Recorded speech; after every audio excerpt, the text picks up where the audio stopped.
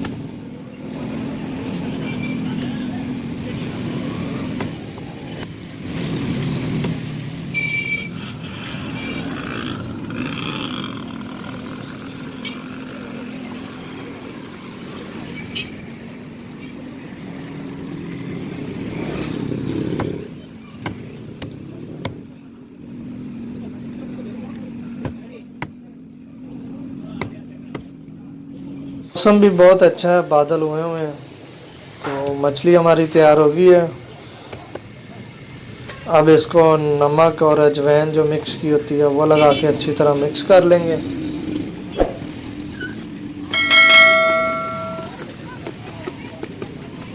مچھلی کو ہم نے اچھی طرح دھو لیا تھا۔ کڑھائی ہم نے اوپر رکھ کے میڈیم آنچ پہ پیاز کو گولڈن براؤن ہونے کے لیے رکھ دیا تھا۔ ساتھ ہم نے ادرک، لہسن اور سبز مرچ کا پیسٹ بھی شامل کر دیا تھا۔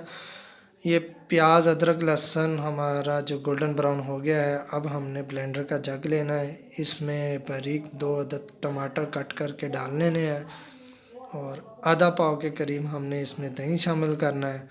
وہ شامل کر کے جو ہم نے پیاز گولڈن براؤن کیا تھا وہ اس بلینڈر والے جگ میں نکال کر اچھے طریقے سے بلینڈ کر لینا ہے، تو مسالہ ہمارا جو ریڈی ہو جائے گا۔ اس میں شامل کرتے جائیں گے جگ میں۔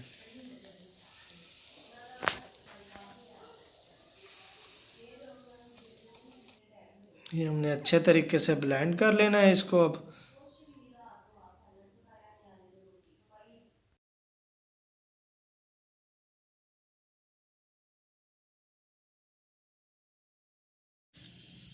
فش کو ہم ہلکا سا فرائی کر لیں گے۔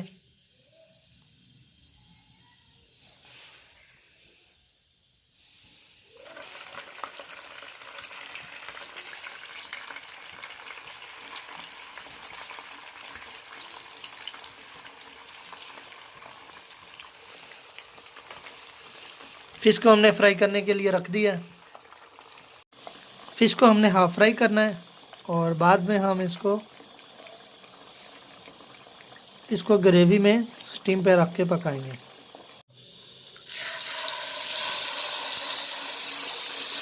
جو مسالہ ہم نے گرائنڈ کیا تھا اس کو شامل کریں گے اب۔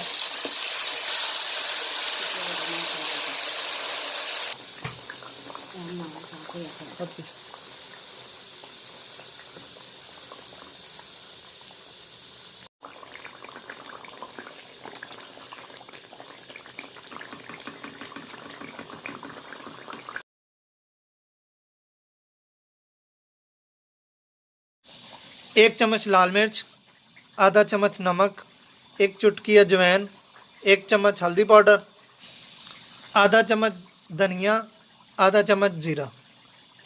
اب یہ سب چیزیں شامل کر دیں گے۔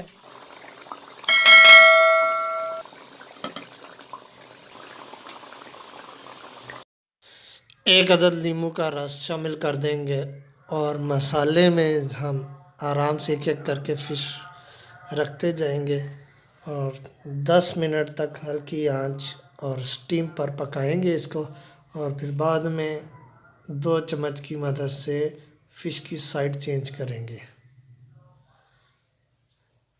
بالکل آرام سے سائڈ چینج کرنی ہے اس کی، تاکہ فش جو ہے نا وہ ٹوٹ نہ جائے۔